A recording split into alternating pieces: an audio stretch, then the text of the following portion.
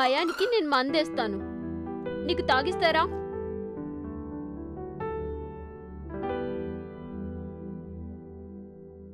మందు ఒకటే కాదు, పసందైన విందు కూడా ఉంది. విందా? నేను తినేశాను. కడుపుకు కావాల్సిన విందు కాదు, ఈడుకు కావాల్సిన విందు. ఇష్టపడి ఇస్తున్నా, కష్టపడకుండా తీసుకో. ముద్దు వద్దనకూడదు. ముద్దు హద్దు దాటించేలా ఉంది.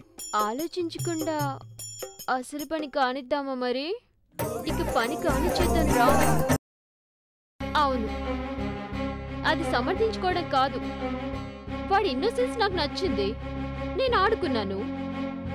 నా కోఆపరేషన్ వాడికి నచ్చింది, వాడుకున్నాడు.